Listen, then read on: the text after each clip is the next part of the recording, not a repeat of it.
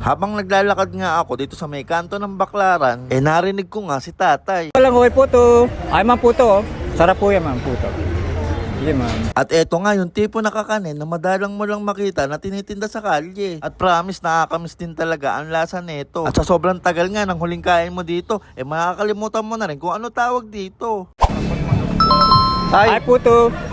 Tay, magkano, ano yung tinda mo, tay?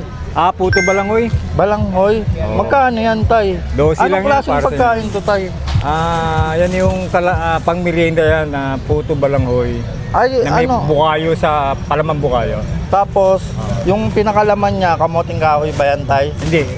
Ang pinaka-cover niya, tsaka yung yung pinaka mismo, kamoting kahoy. Kamoting kahoy. Tapos yung gitna, Sige nga, tay, bukayo. pabili nga ako. Ano yan, tay? Sariling gawa mo? Ikaw nagluluto? hindi, naangkat ko lang. Ay, naangkat mo lang. Tay, ano nga, Sige, pabili tingnan mo, tatlo. masarap to dong.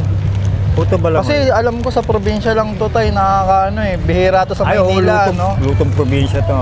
Talaga? Masarap to. Anong pangalan nyo, tay? Emil. Emil. Mga Emil na lang. Kung sakaling gusto nilang makatikim ng tinda mo na yan, tay, saan ka nila matatagpuan? Dito, sa Baclaran lang. Paikot-ikot tsaka sa Uni Oil. Anong oras ka nagsisimula magtinda yan? Ganito oras. Sa Uni Oil, maaga-aga ako. Mga alas 9, alas 10 na umaga. Na ano yan, nauubos mo naman yan, tay, lahat. Nakakailang piraso ka? Tsaga-tsaga lang, mauubos din. Ilang piraso yan?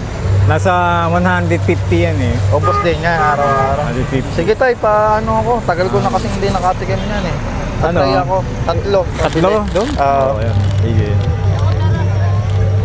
Puto. Grabe, na-miss ko to, guys. Puto ko dyan, Ito yung hindi mo puto. basta-basta mahahanap na kakanin eh. Yung parang kakanin to, tay, di ba? Kakanin, no? Kakanin yan. Magkano, tay? 12 isa? Di bali, 36 lang yan. Ayan, guys, pagka nakita nyo si tatay, bilhan nyo si tatay. Eto na, guys, yung binili natin kay tatay Ramil. Eto, balanggoy, guys. Ang tagal ko na naghahanap nito, guys. Ang hirap kasi makatagpo ng ganito sa probinsya lang talaga. Buti nakita ko si tatay naglalako dito. Ayan, bali ganito yan, guys. Sa mga hindi nakakalam, kamoting kahoy ito. Tapos may, guys, yung toppings niya pala, niyog. Ayan, oh. Try na natin, 12 pesos to. Sarap. Kita nyo si tatay, guys, bilahan nyo siya. Paikot-ikot lang siya dito sa may Baclaran. Ano. Sarap siya, hindi siya matamis. Kamoting kahoy, nakakabusog. Ayun, oh. Malalasahan nyo talaga yung oh. Yung palaman niya sa loob na niyog. Ayun, oh. Sarap. Bihira to sa Manila.